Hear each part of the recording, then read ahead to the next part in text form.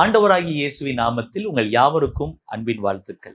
பிரியமானவர்களே, கடந்த 4 வாரங்களாக சிட்சையை குறித்து, கர்த்தரிடத்திலிருந்து நமக்கு வருகிற சிட்சையை குறித்து, ஏன் கர்த்தர் சிட்சிக்கிறார், கர்த்தருடைய சிட்சை நம்முடைய வாழ்க்கையில வரும்பொழுது நாம் அதை எப்படி கவனித்து செயல்பட வேண்டும் என்பதை பற்றி பல ஆழமான காரியங்களை, அதுவும் குறிப்பாக வசனத்தின் அடிப்படையிலே நம்ம நிறைய விஷயங்களை நம்ம அறிந்து கொண்டோம். உங்களிலே பல பேர் இந்த நிகழ்ச்சியை பார்த்து நீங்க கொடுத்திருக்கிற நல்ல வேல்யூவான இந்த கமெண்ட்ஸை பார்க்கும் பொழுது நீங்கள் இதனாலே ரொம்ப அதிகமா ஆசீர்வதிக்கப்பட்டிருக்கிறதை அறிந்து கர்த்தருக்குள்ளே நாங்கள் அதிக சந்தோஷமும் மகிழ்ச்சி அடைகிறோம், தேவனை துதிக்கிறோம். இந்த நிகழ்ச்சி உண்மையாகவே எங்களுக்கும் ரொம்ப பிரயோஜனமா இருந்தது என்றுதான் நம்ம சொல்லணும். சரி, வாங்க இந்த நாள் நிகழ்ச்சிக்குள்ளேயே நம்ம கடந்து போகலாம். Praise the Lord. Praise the Lord. எல்லாரும் எப்படி இருக்கிறீங்க? சரி, கடந்த 4 வாரங்களாக நம்ம சிட்சையை குறித்து நம்ம பேசணும் இல்ல. ஒரு விதத்துல தேவனை குறித்த ஒரு ஆழமான ஒரு அறிவு என்று சொல்லலாம். வேத தியானத்துல ரொம்ப முக்கியமான ஒரு தியானம். நம்முடைய தியானம் என்பது வெறும் நம்முடைய அறிவை வளர்த்து கொள்வதாக இருக்கக்கூடாது. ஏன்னா அறிவு இருமாப்பை உண்டாக்கும் வசனம் இருக்கு. ஆனா அன்புதான் தேவ பக்தியை நமக்குள்ளே ஏற்படுத்தும். நம்ம வசனத்தை ஒவ்வொரு முறையும் உட்கார்ந்து நம்ம வாசிக்கும் போதும் நமக்கு ஆவிக்குரிய தகப்பனா இருக்கிறவங்க நமக்கு கற்றுக் கொடுத்திருக்கிற ஒரு ரகசியம் என்னன்னா, ஆண்டவரே என்னோட பேசும், இந்த நாள்ல என்னோட பேசும் என்று சொல்லி ஆண்டவரிடத்துல அந்த வார்த்தையை நமக்காக கேட்கக்கூடியதாக இருக்கணும். அந்த தியானம் தான் நல்ல ஒரு ஆரோக்கியமான ஒரு தியானமா நம்முடைய வாழ்க்கையில இருக்கும். 2வது காரியம், தேவனை பற்றின ஒரு சரியான ஒரு புரிதல் எப்போ ஒரு மனிதனுக்குள்ள உண்டாகும்னு சொன்னா, வசனத்தை எந்த பாகுபாடும் இல்லாம அதை அப்படியே அறிந்து கொண்டு அதை அப்படியே ஏற்றுக்கொள்ளணும். சில பேர் பாருங்களேன், வசனத்தை ஒரு பகுதியை மாத்திரம் பிடிச்சுக்கிட்டு ஒரு பகுதி இல்ல இல்ல இல்ல இல்லைன்னு சொல்லுவாங்க. இந்த குருடர்கள் இந்த யானையை தொட்ட கதையா ஒண்ணு இருக்குன்னு சொல்லிட்டே இருப்பாங்க. இன்னொரு இல்ல அதுக்கு இதுதான் இருக்குன்னு சொல்லுவாங்க. இல்ல, தேவனிடத்துல எல்லாமே இருக்குது. தேவனிடத்துல பரிசுத்தம் இருக்குது, தேவனிடத்துல நீதி இருக்குது, அதே நேரத்துல தேவனிடத்துல அன்பும் இருக்குது. அப்ப அன்பினுடைய அந்த காரியம் எதுதெல்லாம் நமக்குள்ள ஏற்படுத்துது. கர்த்தர் சில நேரங்களை பாருங்களேன், நம்ம பேரண்ட் கூட நம்மளை கண்டிக்க தவறி இருக்கலாம். ஆனா கர்த்தர் அப்படி கிடையாது. அவர் கண்டிக்கிறவர், அவர் தண்டிக்கிறவர், சிட்சிக்கிறவர். ஏன் சிட்சிக்கிறாரு? அன்பு நிமித்தமா தான் சிட்சிக்கிறார். ஒருவேளை நம்ம கூட சில நேரங்களை பாருங்களேன், நான் சிலருடைய லைஃப்பை பார்த்துருக்கிறேன். பிள்ளைகளுக்கு ரொம்ப செல்லம் கொடுப்பாங்க, அவங்களுடைய தவறுகளை கூட அவங்களுக்கு சுட்டி காட்டாம போயிடுவாங்க. ஆனா அது ரொம்ப பெரிய ஒரு பாதிப்பை அந்த பிள்ளைகளுடைய வாழ்க்கையில கண்டிப்பா நமக்கு என்ன செய்யணும், உண்டு பண்ணும் அப்படிங்கிறத நம்ம அது மூலமா நம்ம அறிந்துக்கிறோம். அதுக்காக கர்த்தரும் அப்படியே இருப்பாரு.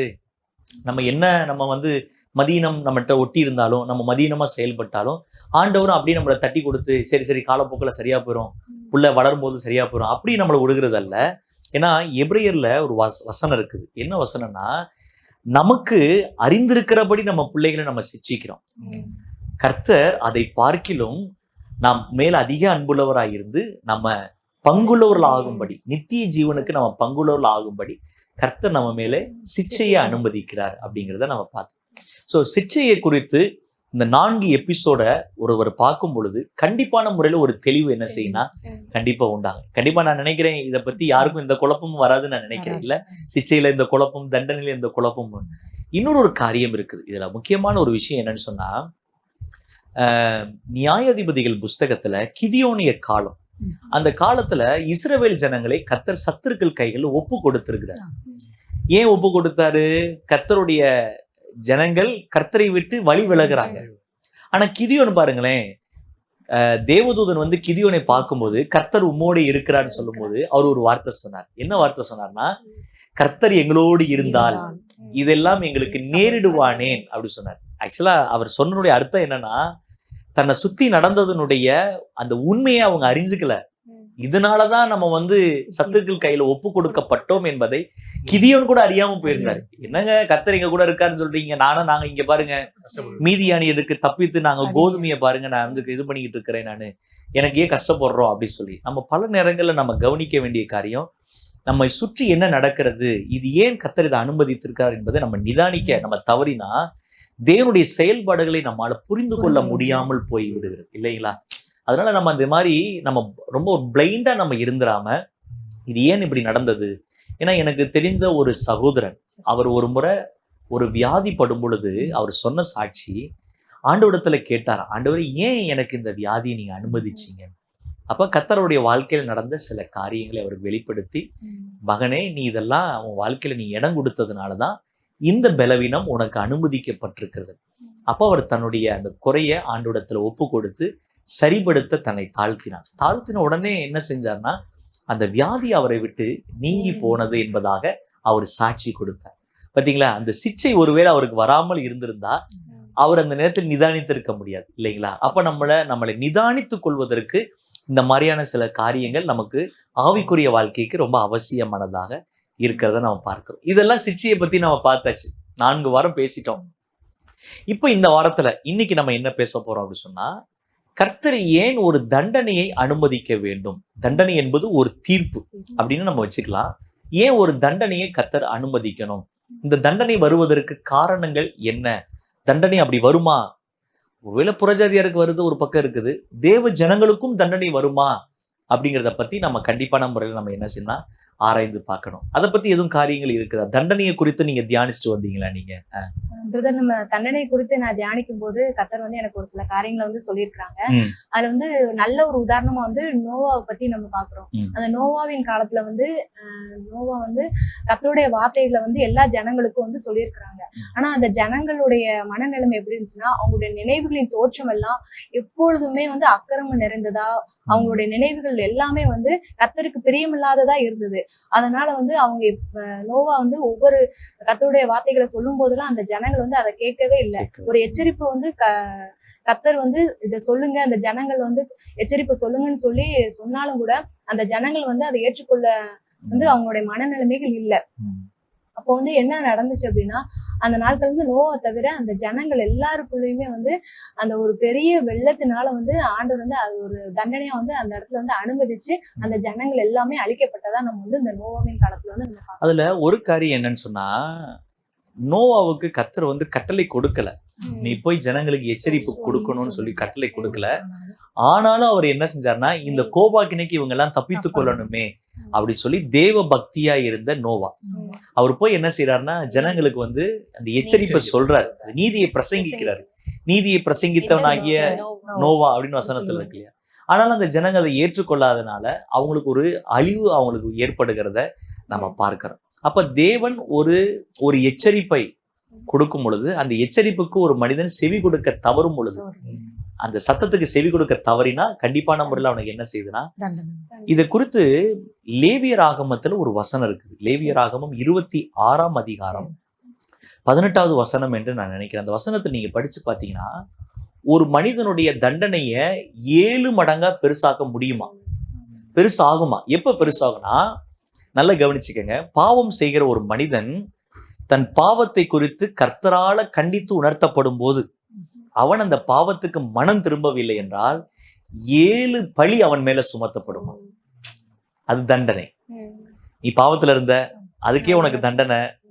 அந்த பாவத்தை உனக்கு கண்டித்து உணர்த்தப்படுது, அதுல இருந்து நீ தப்பித்துக் கொள்வதற்கு நீ மனசுல இடம் கொடுக்கல. அது பாருங்களேன், ஏலத்தனையாய் அவனுக்கு என்ன செய்யுதுன்னா, அவன் தண்டிப்புக்கு ஏதுவானவர்களா அவங்க என்ன செய்யறாங்க மாறாங்க. ஏற்கனவே அவங்க பாவம் செய்தவங்க தான், அந்த ஜனங்கள் பாவம் செய்த ஜனங்கள். ஆனா கர்த்தர் ஒரு எச்சரிப்பை கொடுத்த பொழுது கூட அந்த எச்சரிப்பை அவங்க செவி கொடுக்காம போனதுனால அது ஏலத்தனையா அது என்ன செய்யுதுன்னா மாற்றப்படுது, தண்டனைக்குரியவங்களா மாறுறாங்க. ஓகே, அப்ப நம்ம ஒரு காரியத்தை நம்ம புரிந்து கொள்கிறோம். வேற என்ன காரியங்கள் இதுல நம்ம பாக்குறோம்? இது சம்பந்தமா நம்ம தியானிக்கும் பொழுது எனக்கு இன்னொரு சம்பவம் ஞாபகத்துக்கு வருது. சரி, இனிமே பட்டணத்துக்கு ஞாபகத்துக்கு வருது. இங்க என்ன நடக்குதுன்னா, நோவா என்ன பண்றாரு, எச்சரிப்பு கொடுக்குறாரு. கர்த்தர் கொடுக்க சொல்லல, நான் எச்சரிப்பு கொடுக்குறாரு, ஜனங்கள் மறந்துடல. அங்க கர்த்தர் யோனாவை என்ன பண்றாரு, சொல்லி பர்பஸ் அனுப்புறாரு. நினைவே ஜனங்களுடைய பாவங்கள் என்னோட சமூகத்துல எட்டிட்டு நான் அழிவுக்கு நேரம் அவங்களை இது பண்ண போறேன். தண்டனை தானே அவங்களுக்கு கொடுக்கப்பட்ட தண்டனை. முடிவு பண்றாரு, இன்ஃபர்மேஷனை பாஸ் பண்ணி அனுப்புறாரு. அந்த இடத்துல யோனா என்ன பண்றாருன்னா, கர்த்தருடைய வார்த்தைக்கு மீறி என்ன பண்றாரு, தர்ஷீஸ் போற கப்பல் ஏறி போறாரு. அறிஞ்ச காரியம் தான். அந்த இடத்துல ஒரு சின்ன சிக்ஷையை கர்த்தர் அனுமதிச்சு மீன் வயிற்றுல போய் கடைசியில போய் அந்த இடத்துல போய் அந்த காரியத்தை சொல்லி முடிக்கிறாரு. என்ன நடக்குது, ஆச்சரியமான காரியம் என்ன நடக்குதுன்னா, ஒரு பக்கம் கர்த்தர் எச்சரிப்பு கொடுத்து இந்த இடத்துல நோவா நாட்கள்ல ஜனங்கள் மனம் திரும்பல கன்ஃபார்ம் ஆயிருது. அந்த இடத்துல என்ன பண்றாங்க, எதிர்பார்க்கவே இல்லையா, போன சொல்ல போன தீர்க்கதரிசியே எதிர்பார்க்கல. அவருக்கே பெரிய ஆச்சரியம். அந்த இடத்துல ஜனங்கள் மனம் திரும்புறாங்க. முதல் தடவையா கர்த்தர் வந்து ஒரு பெரிய அழிவு வந்து என்ன பண்றாரு, கர்த்தரே மனஸ்தாபப்படுறாரு. கரெக்ட். சிக்ஷையில இருந்து கர்த்தர் தப்பிச்சு கொண்டு வருவது பெரிய விஷயம், அது நமக்கு எல்லாம் தெரிஞ்சதுதான். ஆனா தண்டனைக்காக கர்த்தர் மனஸ்தாபப்படுறாரு.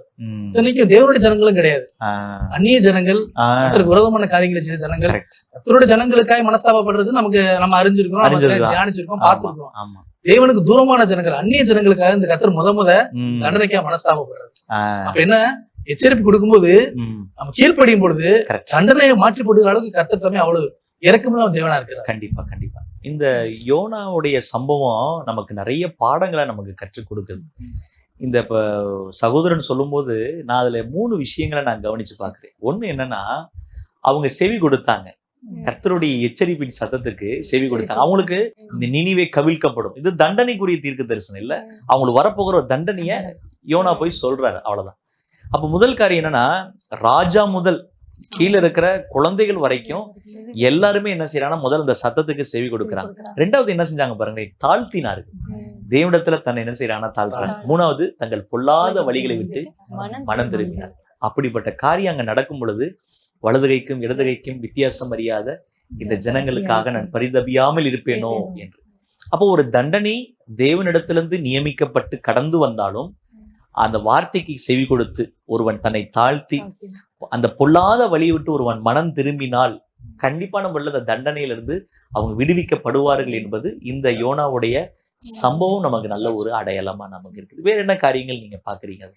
பிரதர், மத்திய 7:21-24 நான் தியானித்து பார்க்கும்போது கர்த்தர் சொல்றாரு, பரலோகத்தில் இருக்கிற என்னுடைய பிதாவின் சித்தத்தின்படி செய்யாதவன் அவனுக்கு நியாய தீர்ப்பு தண்டனை கிடைக்கும்ன்றத சொல்றாரு. இந்த இடத்துல அந்த இந்த இடத்துல இவங்க ரெண்டு பேரும் சொன்ன சம்பவங்கள் வந்து கடவுளை அறியாத ஜனங்கள் நடுவில் உண்டாகிற தண்டனையை பத்தி ஒரு காரியம் சொன்னாங்க. இப்ப நீங்க சொல்ல வர்றது எதுனா, தேவனை அறிந்து தேவனுக்காக ஊழியம் செய்யும்படி அழைக்கப்பட்டவர்கள், ரைட்? அப்ப ஊழியர்களுக்குமே ஒரு தண்டனை வருகிறது. ஏன்னா அந்த இடத்துல கர்த்தர் சொல்லுவாரு, என் நாமத்தினால நீ தீர்க்க தரிசனம் உரைச்ச, என் நாமத்தினாலதான் அற்புத அடையாளம் செஞ்ச, என் நாமத்தினாலதான் எல்லா துரத்தின, ஆனாலும் நீ அக்கிரம செய்யக்காரன், ஏன்னா பிதாவுடைய சித்தத்தை நீ செய்யல. இந்த 3 ஊழியமே ரொம்ப ஃபெமிலியரான ஊழியம் இல்ல? பிசாசு துரத்துறது, தீர்க்க தரிசனம் சொல்றது, அற்புதம் செய்யறதுலாம் ரொம்ப ஃபெமிலியர் இல்ல? ஆமா. ஆனா ஊழியக்காரர்களுக்கு வரக்கூடிய தண்டனை பிதாவுடைய சித்தத்தின்படி செய்யாதனால கர்த்தர் சொல்றாரு அக்கிரம செய்யக்காரன்னு சொல்றாரு. ஆனா ஊழியம் செய்யறாங்க, ஆனா பிதாவின் சித்தப்படி செய்யாதனால கர்த்தர் சொல்றாரு அக்கிரம செய்யக்காரரே என்னை விட்டு அகன்று போங்கள். அகன்ற நியாய தீர்ப்புக்கு எதுவான தண்டனை அந்த இடத்துல ஊழியக்காரர்களுக்கு கிடைக்கிறத நம்ம பார்க்கிறோம். பாருங்க, எவ்வளவு ஒரு ஆழமான ஒரு எச்சரிப்பு பார்த்தீங்களா? ஒரு தேவனால் அழைக்கப்பட்டு அபிஷேகிக்கப்பட்டவங்க தேவனுடைய பிரசன்னத்திலிருந்து துரத்தப்படுறாங்க. அது யாரால பாருங்க? இயேசுவால துரத்தப்படுறாங்க. இதை பார்க்கும்போது நமக்கே ரொம்ப பயங்கரமா இருக்கு இல்ல? அப்ப நமக்கு வாழ்க்கையில அற்புதங்களும் அடையாளங்களும் வரங்களை விட தேவனுடைய சித்தம் அது நிறைவேறுகிறதா? அந்த வரம் எதுக்கு கர்த்தர் கொடுத்திருக்கிறாரு? ஏன் பிசாசு துரத்துறோம்? ஏன் அற்புதம் செய்யறோம்? ஏன் தீர்க்க தரிசனம் உரைக்கிறோம்? அதெல்லாம் தேவனுடைய திட்டத்தை நிறைவேற்றுவதற்காக. அப்ப ராஜ்யத்தை கட்ட வேண்டிய இடத்துல தங்களை கட்டி கொண்டார். தங்களுக்கு உண்டான காரியங்களை சித்தத்தை விட்டு வேற காரியத்தை செய்யும் போது அங்கே அவங்களுக்கு ஒரு தண்டனை. இது ஊழியர்கள் மேல வரக்கூடிய ஒரு தண்டனையா நம்ம வந்து பார்க்கிறோம். சோ இப்ப இதெல்லாம் நம்ம கவனிக்க வேண்டிய ஒரு காரியம் இல்லைங்களா? சரி, ரைட், ஓகே. நீங்க வேற என்ன பாக்குறீங்க தண்டனையை குறித்து? எனக்கு ஒரு வசனம் ஞாபகத்துக்கு வருதுங்க. இப்போ ஓசியா புஸ்தகம் 8வது அதிகாரம் முதல் வசனத்தை சொல்லும் பொழுது, இதுவும் கர்த்தருடைய ஜனங்கள்.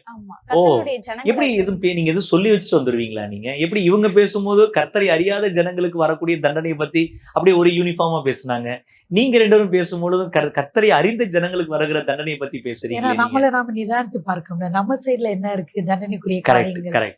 அப்படி தியானிக்கும் பொழுது கர்த்தர் ரொம்ப அதுதான் ரொம்ப முக்கியமானது. வசனத்தை படிக்கும் போது யாருக்கும் உபதேசம் பண்றோன்ற மாதிரி நம்ம படிக்க கூடாது இல்லைங்களா? ஆமா, இந்த வசனத்தை முதல்ல எனக்கு ஆண்டவர் இந்த வசனத்தை கொண்டு என்னை சரிப்படுத்தும்.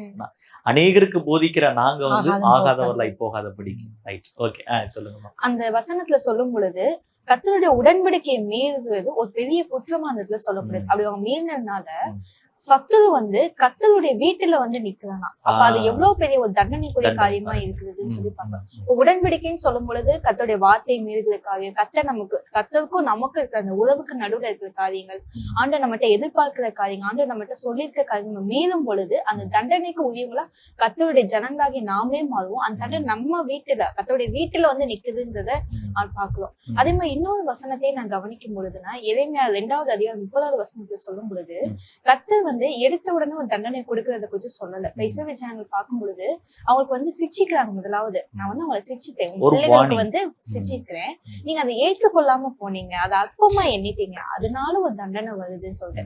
அப்ப அதே மாதிரி தண்டனை கொடுக்கும் பொழுது ஒரு காலம் கொடுக்கப்படுது. அப்ப எல்லாத்தையுமே ஒரு காலம் இருக்கு. இப்ப நோவா காலத்துல சொல்லும் பொழுது பேழை கட்டுகிற வரைக்கும் அவங்களுக்கு ஒரு காலம் கொடுக்கப்பட்டிருந்தது.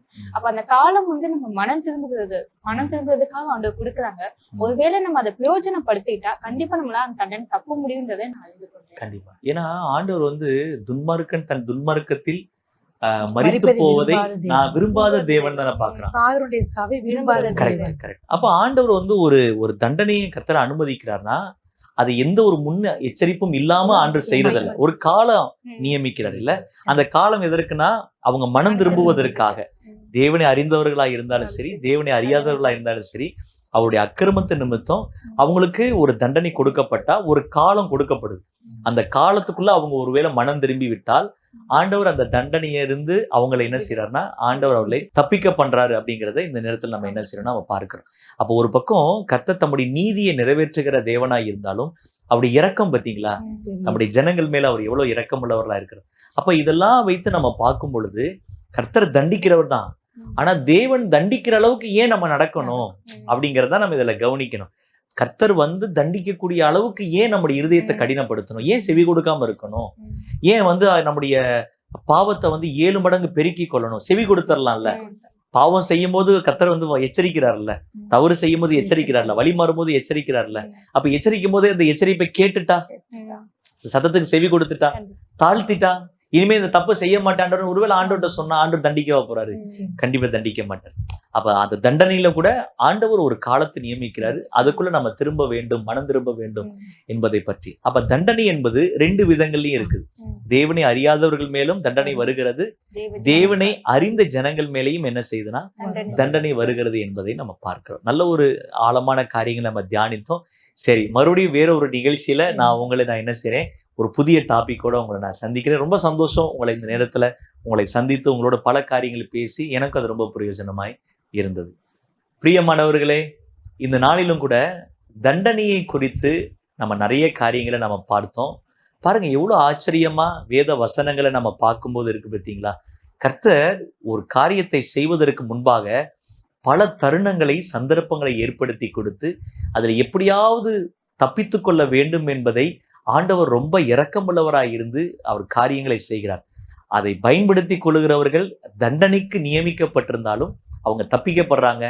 அதை உணராமல் போகிறவங்க அந்த தண்டனைக்கு தங்களை என்ன செய்யறாங்கன்னா உட்படுத்தி கொள்ளுகிறாங்க என்பதுதான் இந்த நேரத்தில் நம்ம அறிந்து கொள்ளுகிறோம். சரி, இந்த 5 வாரங்களும் சிக்ஷையை குறித்தும் தண்டனையை குறித்தும் நம்ம நிறைய விஷயங்களை நம்ம ஆழமா தியானித்து பார்த்தோம். ஒருவேளை நாங்கள் பேசாத காரியங்களை ஒருவேளை நீங்க அதை அறிஞ்சு தியானிச்சிருந்தீங்கன்னா கண்டிப்பா கமெண்ட் பாக்ஸ்ல தெரியப்படுத்துங்க. நாங்களும் அதை அறிந்து கொள்கிறோம். அடுத்த முறை வேற ஒரு புதிய காரியத்தோடு உங்களை சந்திக்கும் வரை எங்களோடு இணைந்திருங்க. கர்த்தர் உங்களை ஆசீர்வதிப்பாராக. God bless you.